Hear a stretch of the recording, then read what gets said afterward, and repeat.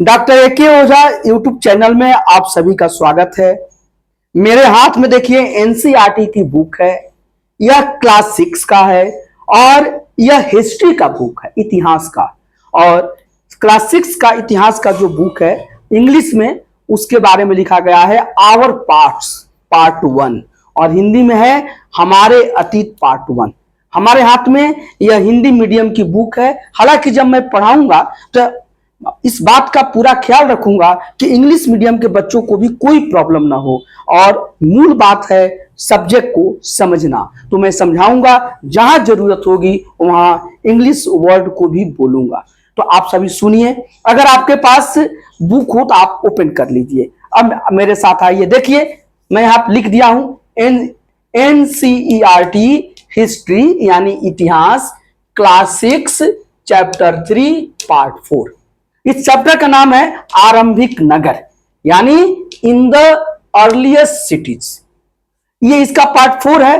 तो ये जाहिर सी बात है कि 3 पार्ट्स बन चुके हैं, और इसके डिस्क्रिप्शन बॉक्स में उनका भी लिंक दे दिया जाएगा। साथ ही साथ यह चैप्टर 3 है, इसका मतलब कि चैप्टर 1 और चैप्टर 2 भी ऑलरेडी बन गया है, और उसका भी लिंक इसके डिस्क्रिप्शन बॉक्स में मिल जाएगा। अब आइए, आप पेन पेपर को अपने हाथों में ले लीजिए, बिल्कुल अलर्ट हो जाइए और बुक को खोल लीजिए। अगर आपके पास बुक नहीं है तो मेरी एक एक शब्द को सुनिएगा पूरी उत्सुकता के साथ, और मैं कुछ भी यहां छोड़ूंगा नहीं, कुछ एक्स्ट्रा ही बताऊंगा। तो आइए मेरे साथ।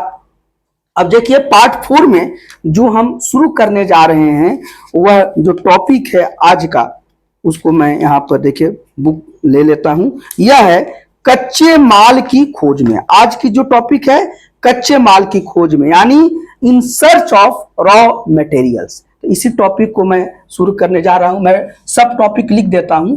ये सब टॉपिक है, देखिए ये देखिए क्या है, सब टॉपिक है कच्चे माल की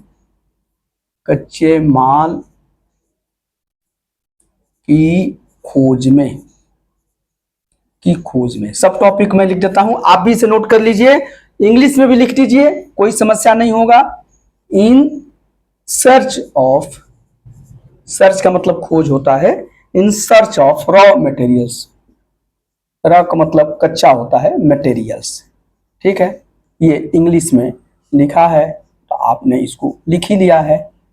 ये भी बात बिल्कुल क्लियर है कि जो हम चर्चा कर रहे हैं यहां पर, यह कहां की चर्चा कर रहे हैं? यह हम हड़प्पा सिविलाइजेशन की चर्चा कर रहे हैं, हड़प्पा सभ्यता की, हड़प्पन सिविलाइजेशन या हड़प्पा सभ्यता की। इसी को हम लोग सिंधु घाटी सभ्यता भी कहते हैं या इंडस वैली सिविलाइजेशन भी कहते हैं। और यहां पर हम ये पता लगाएंगे कि सिंधु घाटी सभ्यता के लोग, यानी कि हड़प्पा सभ्यता के लोग रॉ मटेरियल को, कच्चे माल को कहां से वो प्राप्त करते थे, क्योंकि यह एक नगरीय सभ्यता थी, अर्बन सिविलाइजेशन थी। तो यहाँ के विकास में निश्चित तौर पर रॉ मटेरियल यानी कच्चे माल की जरूरत पड़ी होगी। आइए मैं पढ़ता हूं और फिर आपको समझाता हूं। कच्चा माल उन पदार्थों को कहते हैं जो प्राकृतिक रूप से मिलते हैं या फिर किसान या पशुपालक उनका उत्पादन करते हैं, जैसे लकड़ी या धातुओं के अयस्क प्राकृतिक रूप से उपलब्ध कच्चे माल हैं। तो बिल्कुल सीधी सी बात है कि सबसे पहले आ जाइए, कच्चा माल के बारे में बताया गया है, ठीक है। पहला जो इसका पॉइंट है लिख लीजिए, कच्चा माल। कच्चा माल मतलब रॉ मटेरियल। क्या है? Raw material, raw materials. तो ये रॉ मटेरियल्स के बारे में सीधी सी बात है कि रॉ मटेरियल्स उसी को कहते हैं जो कि प्राकृतिक तरीके से मिलते हैं, प्राकृतिक रूप से मिलते हैं। प्राकृतिक रूप से मतलब मनुष्य इसको नहीं बनाता है, नेचर इसको खुद बनाकर हमारे सामने रखती है। तो प्राकृतिक रूप से जो मिलते हैं, प्राकृतिक रूप, ठीक है ना, रूप से, यानी कि नेचुरल मिलते हैं, जो नेचुरली ये नेचुरल होते हैं, ठीक है। ये प्रकृति से स्वयं मिलते हैं। और जैसे आप देख सकते हैं कि लकड़ी यानी वुड या धातुओं का मतलब होता है मेटल्स के जो अयस्क होते हैं, अयस्क को ओर्स कहते हैं। तो ये क्या है? ये कच्चा माल है। साथ ही साथ आप देखते हैं कि क्योंकि ये जो लकड़ी है कोई लकड़ी तैयार नहीं करता है, लकड़ी से आप कई तरह के सामान बना सकते हैं, लेकिन खुद आप लकड़ी आप नहीं बनाते हैं, ये प्रकृति में लकड़ी मिलती है और उपजती है। तो ये यहाँ पर चर्चा, इसका मतलब ये हो रहा है। तो लकड़ी हुई या जो मेटल्स होते हैं, तो मेटल से हम कई तरह की चीज बना सकते हैं। मेटल से हम सुई से लेकर जहाज तक बना सकते हैं, रेलगाड़ी बना सकते हैं। लेकिन जो मेटल है, सपोज कि लोहा है या कोई भी मेटल है या कॉपर है, तो उस मेटल को हम यहाँ पर उस मेटल को नहीं बना सकते। मेटल तो नेचर से ही बनता है।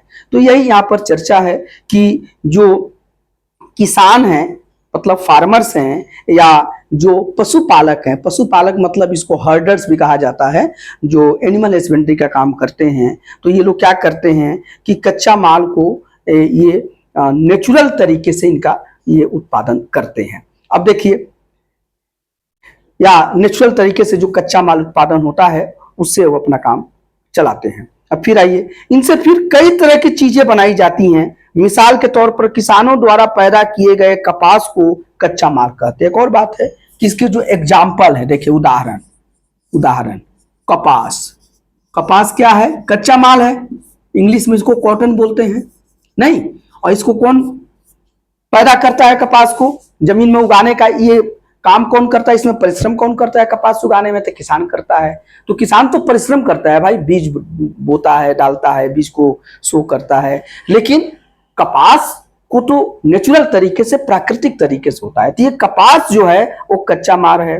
फिर इस कपास से कई तरह की चीजें बनाई जाती है। देखिए दे रहा है कि कपास को कच्चा माल कहते हैं, जिससे बाद में कताई बुनाई करके कपड़ा तैयार किया जाता है। तो देखिए ये जो आज हम देखिए ये जो कपड़ा पहने हैं, देखिए कपड़ा है, शर्ट है, ये जो शर्ट पहने हैं या आप जो कपड़ा पहने हैं, यूज कर रहे हैं, तो ये कपड़ा धागा से बनता है, सूत से बनता है। लेकिन सूत सबसे पहले कपास होता है, कॉटन होता है। अगर सूती वस्त्र है तो सूती वस्त्र है तो कॉटन होता है। अगर रेशमी वस्त्र है तो सिल्क या रेशम होता है। तो ये यहाँ पर प्रक्रिया है कि कपास को पहले कताई बुनाई किया करके, यानी प्रोसेसिंग करके, और तब कपड़ा बनता है। तो ये आपको उदाहरण आपको मिल गया। तो यहाँ पर इसीलिए कपास जो है वह कच्चा माल है, यानी कॉटन रॉ मटेरियल है, और कपड़ा जो है, क्लॉथ जो है, वो प्रिपेयर्ड माल हो गया। फिर इसी तरीके से आप देख लीजिए, आगे आइए। हड़प्पा में लोगों को कई चीजें वहीं मिलती थी, लेकिन तांबा, सोना, लोहा, चांदी और बहुमूल्य पत्थरों जैसे पदार्थों का वे दूर दूर से आयात करते थे। ये बहुत बड़ी बात है कि हड़प्पा में, हड़प्पा का मतलब सिर्फ पर्टिकुलर हड़प्पा नहीं। देखिए ये हड़प्पा है, मैं समझाया था ना कि ये देखिए ये हड़प्पा है। तो ये जो हड़प्पा है, देखिए ये रावी नदी के ये तट पर है। तो देखिए ये हड़प्पा है रावी नदी के तट पर। ये जो हड़प्पा है पंजाब प्रांत में, अभी वर्तमान में पाकिस्तान में है। तो ये पर्टिकुलर हड़प्पा, जब भी शब्द मैं यहाँ बोल रहा हूं तो हड़प्पा सभ्यता की बात बोल रहा हूँ, हड़प्पा सिविलाइजेशन की बात बोल रहा हूँ। हड़प्पा सिविलाइजेशन में जो लोग थे उनको कई सामान तो इस सभ्यता या इस सिविलाइजेशन के जो स्थल है वहीं से मिल जाते थे, अंदर से ही, और कुछ चीजों को ये बाहर से मंगाते थे। ठीक है, जैसे जो तांबा था। अब कुछ चीजें मैं याद लिखता हूं नेक्स्ट पॉइंट में कि बहुत चीजें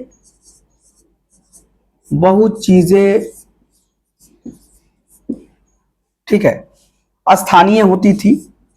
स्थानीय यहाँ पर लोकल जगह में ही मिल जाता था। मैं यहाँ पर लोकल शब्द यूज कर रहा हूँ, आप समझ जाएं। लेकिन कुछ चीजें बाहर से आती थी, बाहर से। ठीक है, और बाहर से क्या क्या आती थी? तो देखिए इसमें आप दे रहा है तांबा। तांबा समझते हैं ना, कॉपर है। तांबा क्या है? कॉपर। तो कॉपर जो होती थी ये लोग बाहर से मंगाते थे। आगे मैं बताऊंगा कि कॉपर कहां से मंगाते थे। फिर देखिए लोहा ये आयरन है, भी आप जानते हैं, ये भी ये लोग बाहर से मंगाते थे। फिर देखिए सोना, गोल्ड, ये जो सोना है उसको गोल्ड कहते हैं, गोल्ड। तो ये भी ये लोग बाहर से ही मंगाते थे, इनके यहाँ नहीं होती थी। और चांदी देखिए, चांदी, सिल्वर। चांदी क्या है बेटा? सिल्वर। ये भी ये लोग बाहर से मंगाते थे। साथ ही साथ सिल्वर हो गया, और कुछ जो बहुमूल्य आपको पत्थर होते थे, देखिए बहुमूल्य पत्थर, बहुमूल्य पत्थर, इसको हम बोलते हैं प्रीसियस स्टोन्स। बहुमूल्य पत्थर जो होते थे, ठीक है ना, बहुमूल्य पत्थर, प्रीसियस स्टोन्स, प्रीसियस स्टोन्स, ये सब ये लोग बाहर से मंगाते थे। इतनी चीजें हैं, और एग्जाम में बहुत पूछा जाता है कि ये लोग सोना कहाँ से मंगाते थे, चांदी कहाँ से मंगाते थे, तांबा कहाँ से मंगाते थे, मैं ये यहाँ पर लिखवाऊंगा। तो ये सब चीजें, कुछ चीजें तो लोकल ही उनको मिल जाते थे, अंदर वो सभ्यता के से ही मिल जाती थी, और कुछ चीजों को ये लोग जो हड़प्पा सभ्यता थी यहाँ से बाहर से दूर दराज से भी मंगाते थे यहाँ पर। तो ये चीजों को हमने यहाँ पर लिख दिया है, आप इसको समझ गए हैं। अब टॉपिक को आगे बढ़ते हैं। हमको नहीं लगता है कि इसमें आपको कहीं प्रॉब्लम हो रही होगी, अगर कुछ समस्या होती होगी तो आप जरूर कमेंट सेक्शन में उसको लिखिएगा। अब देखिए यहाँ पर कौन चीज लोग कहाँ से मंगाते थे, मैं यहाँ पर इसकी चर्चा कर रहा हूँ, आप इसे नोट डाउन कर लीजिए। इसको मैं मिटा देता हूँ और बाकी चीजों को मैं लिख रहा हूं कि कौन चीज लोग कहां से मंगाते थे। ये बहुत इंपॉर्टेंट है और इसको याद कर लीजिएगा, परीक्षाओं में बहुत पूछा जाता है। मैं बार बार बताता हूं कि ये 6 क्लास का ये सिलेबस यहाँ पर है हिस्ट्री में, तो 6 क्लास के बच्चे के लिए तो बहुत इंपॉर्टेंट है, लेकिन इसको आप लोग छोटा करके मत आंकिए।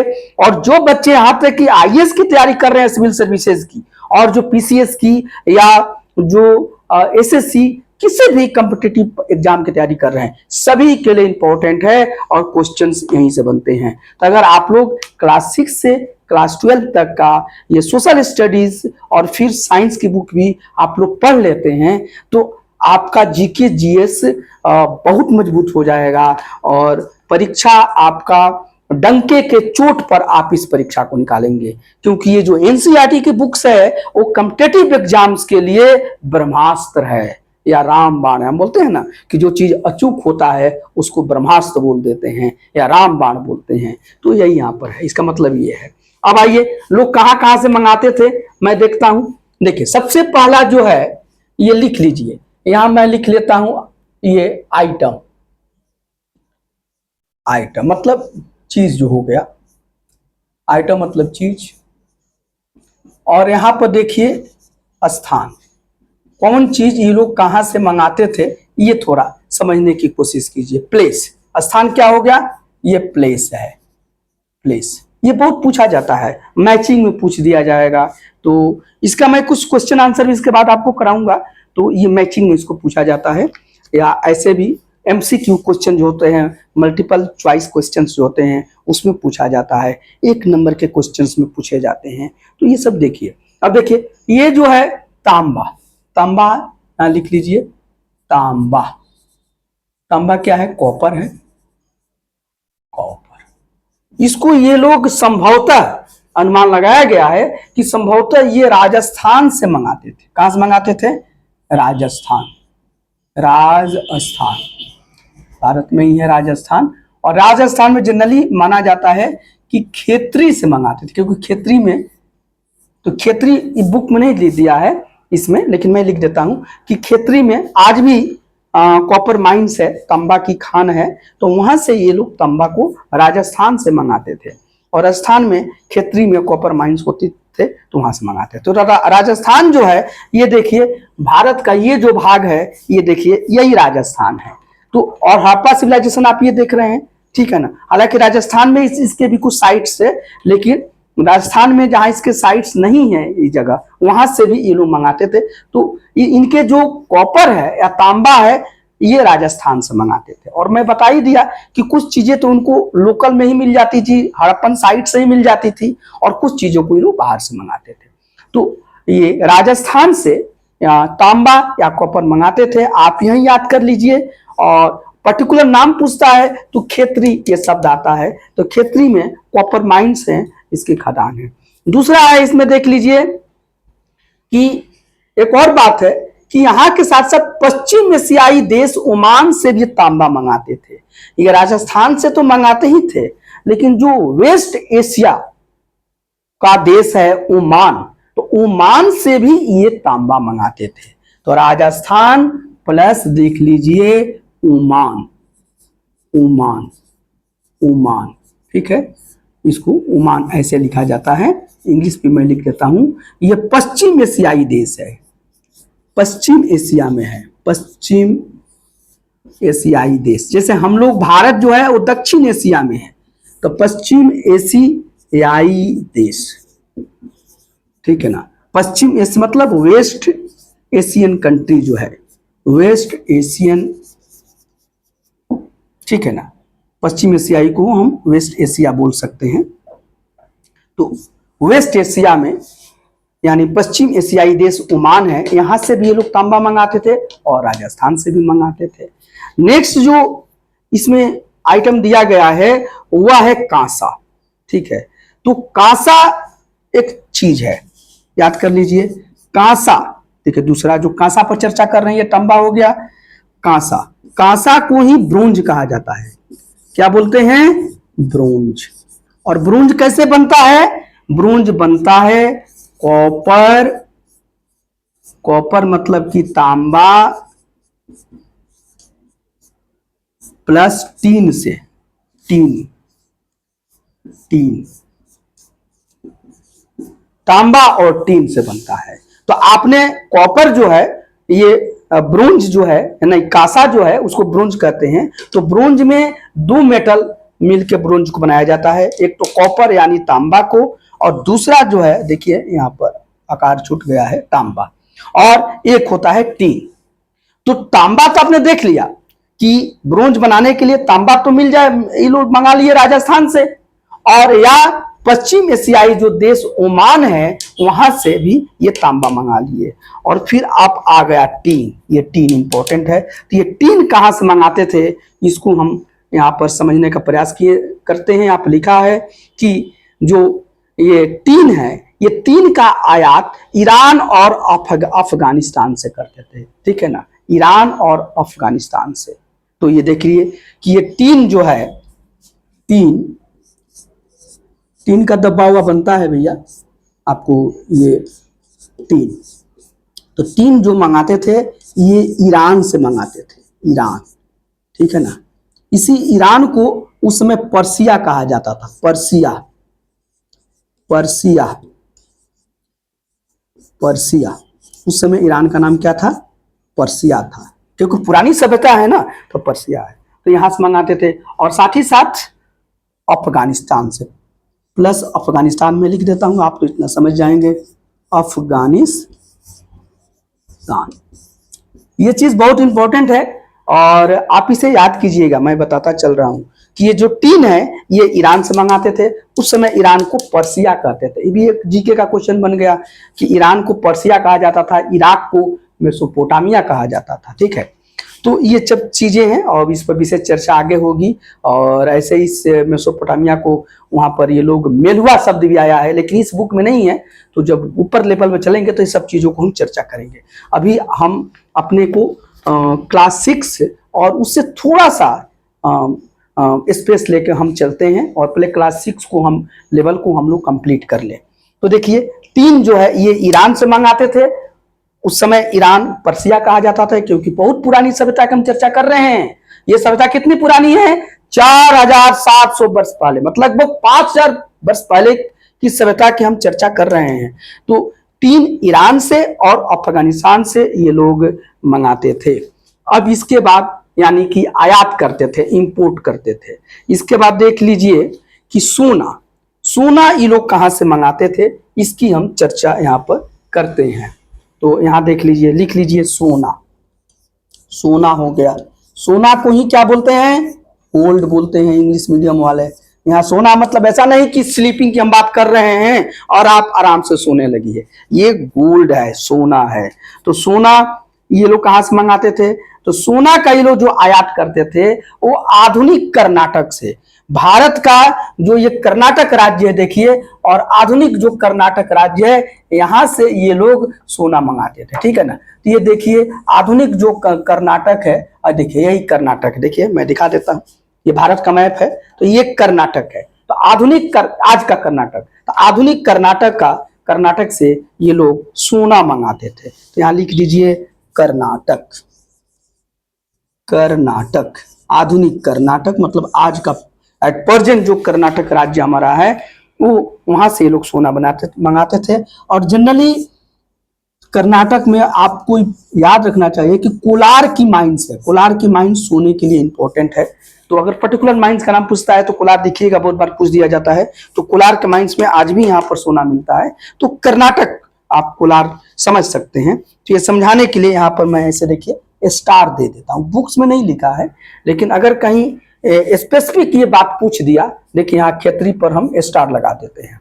तो सोना जो है वो प्रेजेंट जो कर्नाटक है, ये कर्नाटक आपको हमने यहाँ पर दिखाई भी दिया, देखिए यही कर्नाटक है। तो प्रेजेंट कर्नाटक से ये सोना मंगाते थे, ये भारत का नक्शा है।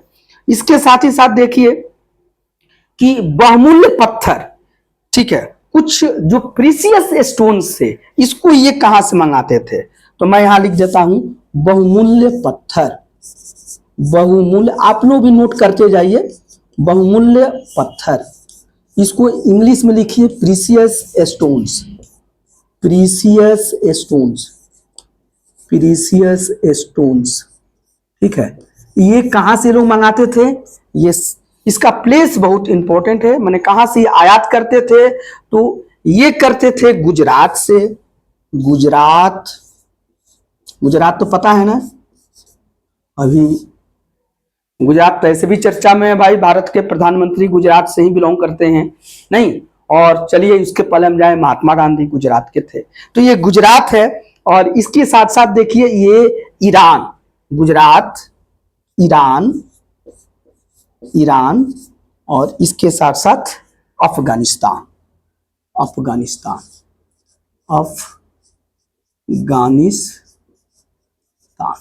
कितनी अच्छी बात है, इतने जगह से ये प्रीसियस स्टोन्स बनाते थे। आज बहुत लोग देखते हैं, लोग जाते हैं और जो रिंग पहनते हैं, अंगूठी पहनते हैं, तो लोग उसमें प्रीसियस स्टोन्स लगाते हैं। बहुत लोग जो ज्योतिष आदि में विश्वास करते हैं, ग्रह नक्षत्र में, तो उनकी शांति के लिए लोग रिंग्स में प्रीसियस स्टोन्स बनाते हैं। या जो भी ऑर्नामेंट्स बनते हैं, जो हमारी माताएं बहनें भी पहनती हैं, उसमें भी प्रीसियस स्टोन्स लगाया जाता है। तो प्रीसियस स्टोन्स का प्रचलन तो आज भी है, मतलब बहुमूल्य पत्थरों का। और यह प्रचलन आज से 5000 वर्ष पहले लगभग, ये पहले भी ये प्रचलन था, लोगों का शौक में था प्रीसियस स्टोन्स। तो ये प्रीसियस स्टोन्स वहां के लोग गुजरात, ईरान और अफगानिस्तान से मंगाते थे। तो ये बहुत अच्छी बात है कि ये देख लीजिए कि ये गुजरात प्रांत है, देख लीजिए यही गुजरात है, ये गुजरात है। और ईरान तो इधर हो गया। और देखिए इसी के साथ साथ अफगानिस्तान तो आप समझ ही रहे हैं। तो ईरान देखिए ये अफगानिस्तान है, इन सब जगहों से देखिए यही अफगानिस्तान है। तो यहाँ से ये लोग मंगाते थे। तो इतने में आपको कोई ये समस्या नहीं होगी। और इसी के साथ साथ यहाँ देखिए कि दिखाता हूँ यहाँ पर कि चीजों को एक जगह से दूसरी जगह कैसे ले जाया जाता था। ये क्वेश्चन आएगा कि भाई ये जो सामान है वहां पर जो आवागमन था या यातायात का क्या साधन था। तो इस चित्र को देखो, एक खिलौना और दूसरी ओर एक मुहर है। देखिए यहाँ पर एक ही खिलौना है और एक खिलौना में देख रही पहिए, ये व्हील है, व्हील से पर बनी हुई एक गाड़ी है। तो खिलौने भी बहुत कुछ बताते हैं। अगर किसी चीज का खिलौना बना, इसका मतलब उस तरह के चीज या उस समय तरह की वस्तु उस समय प्रचलन में थी। तो ये स्पष्ट इसका अर्थ निकल जाता है। तो ये देखिए पहिए वाली गाड़ी है और ये खिलौने के रूप में मिली है, क्योंकि उसका ये जो इंडस वैली सिविलाइजेशन या हड़प्पन सिविलाइजेशन है, इसका कोई लिखित साक्ष्य को मिला तो है, लेकिन हम लोग उसे पढ़ नहीं पाए हैं। तो जो कुछ भी इसके बारे में हम बोल रहे हैं वह आर्कियोलॉजी में या पुरातत्व में मिली हुई चीजों के आधार पर ही हम बोलते हैं। साथ ही साथ यहाँ पर एक देखिए मुहर मिला हुआ है, मुहर, सील। मुहर को क्या बोलते हैं? सील बोलते हैं। देखिए ये सील मिला हुआ बुक में दिया गया है। तो ये मुहर और सील में मिला हुआ है। इससे भी लगता है कि आगे बताएंगे कि लोग जो हैं वहां पर मुहर का प्रयोग करते थे। जब वस्तुएं बाहर जाती थी तो उस पर मुहर लगा लिया जाता था। आज भी आप पार्सल वगैरह करते हैं, पोस्ट ऑफिस में जाते हैं तो क्या देखते हैं कि मुहर लगता है। और मुहर लग के वहां पर जाता है। अगर मुहर बिना छेड़छाड़ किए, बिना टूटे अगर सुरक्षित कहीं पहुंच गया तो पता चलता है कि सामान सुरक्षित आ गया। अगर कहीं बीच में वो डैमेज हुआ, इसका मतलब कि समाज उस वस्तु के साथ क्या हुई है, घपलाबाजी हुई है या कोई समस्या आई है। तो ये स्पष्ट पता चलता है। साथ ही साथ मुहर पर वो लोग कुछ सिंबल भी अंकित करते थे, प्रतीक। इससे पता चलता था कि ये कहाँ का है। आज भी मुहर से पता चल जाता है कि ये मुहर किसकी है। तो मुहर में जो सिंबल होते हैं वो भी बहुत कुछ बताते हैं। तो उस समय मुहर का प्रयोग होता था, उसको यानी कि सील का प्रयोग होता था। तो इसका भी यहाँ चित्र दिया गया है। एक और यहाँ पर देख लीजिए, बच्चों का खिलौना के रूप में हल मिला है। देखिए एक हल भी यहाँ पर मिला है, ये मैं चर्चा कर देता करूँगा, आगे मैं इसका चर्चा आएगा। ये हल है, प्लाऊ है, लेकिन ये खिलौने के रूप में मिला है, क्योंकि हल तो लकड़ी का बनता है। तो लकड़ी आज से लगभग 5000 वर्ष पहले, यानी 4700 वर्ष पहले कि कोई लकड़ी बचेगी तो नहीं, तो बची नहीं है। लेकिन अगर खिलौने के रूप में हल मिला है मिट्टी का, टेराकोटा के रूप में, तो हमें ये तो पता चल गया कुछ समय लोग हल का यूज करते थे। और देखिए हल की आकृति मिली हुई है। तो ठीक है, अभी इतना ही मैं करते हैं, फिर अगला मैं पार्ट 5 में करूँगा। चूंकि लंबा वीडियो ना हो और छोटे छोटे वीडियो में आप लोग समझ लीजिए, लेकिन आप कंटिन्यूअस बने रहिए, बहुत काम का चीज है। अभी तक आप इस YouTube चैनल को, यानी डॉक्टर ए के ओझा YouTube चैनल को सब्सक्राइब नहीं किए हैं तो सब्सक्राइब कर लीजिए, इसे शेयर भी कीजिए, क्योंकि आपके जो अन्य दोस्त हैं उनको भी इसका लाभ मिल सके। और इसे लाइक कीजिए, कोई कमेंट सेक्शन में कुछ लिखना चाहते हैं तो उसे लिखिए, और इसके साथ आप बने रहिए। फिर अगला वीडियो का आप इंतजार कीजिए जो पार्ट 5 के रूप में आएगा। तो चूंकि छोटी वीडियो बना रहे हैं इसलिए थोड़ा इसकी संख्या बढ़ रही है। तो आप सभी को देखिए, सभी का लिंक डिस्क्रिप्शन बॉक्स में आपको मिल जाएगा। धन्यवाद।